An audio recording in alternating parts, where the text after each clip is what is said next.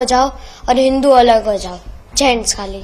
बाद में हिंदू के सारे जेंट्स को गोली से मार दिया। लेडीज और बच्चों को छोड़ के सबको गोली मार दी थी। हम कश्मीर में पहलगाम में गए थे। हमने पहलगाम में 5 पॉइंट देखे थे। उसमें जो मिनी स्विट्जरलैंड है सबसे टॉप वाला था।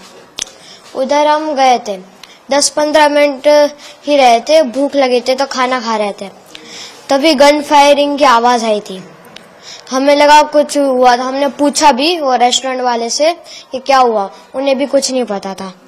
तो जब वो आतंकवादी ज्यादा गोली मारे हैं तब सबको पता चला कि टेररिस्ट घुसा है, तो हम छुप गए। उन लोगों ने ढूंढ लिया। हमको तो वो 2 दिखे थे और एक ने आके बोला मुसलमान अलग हो जाओ और हिंदू अलग हो जाओ, जेंट्स खाली। और बाद में हिंदू के सारे जेंट्स को गोली से मार दिया। आपके पिताजी से पापा से क्या बात हो रही थी? वो आए तो क्या क्या उन्होंने पूछा, क्या बात हुई? आतंकवादियों ने आपसे क्या पूछा, आपके पापा से क्या बात हुई? किसी से कुछ नहीं पूछा, बस ही बोला मुसलमान अलग हो जाओ और हिंदू अलग हो जाओ। हिंदू को मार दिया और बोला 3 बार कलाम बोला। और मुसलमान लोगों को लैंग्वेज आती थी, उन लोगों ने 3 बार मुसलमान बोला और जो नहीं बोला उसे गन से उड़ा दिया, मार दिया। फिर आगे वो चले गए। बाद में सिविल लोगों ने बोला कि जो बच्चे हैं, जिंदा बच्चे हैं, वो जल्दी नीचे उतरो। तो हम नीचे उतर गए। मैं तो घोड़े से आ रहा था, मैं तो घोड़े से नीचे उतरा और मेरी मम्मी और दीदी उतर के गई पहाड़। ये हुआ, हम नीचे पहुंचे। बाद में आर्मी सारी आ गई। बाद में मतलब आधा 1.5 घंटा हो गया था, उसके बाद आर्मी आई। अब मैं चढ़ा, बाद में पता नहीं क्या हुआ। बाद में देखो, हमने वो मिलिट्री बेस थी उधर, जस्ट नीचे मिलिट्री बेस थे। हम उधर रुके थे थोड़ी देर।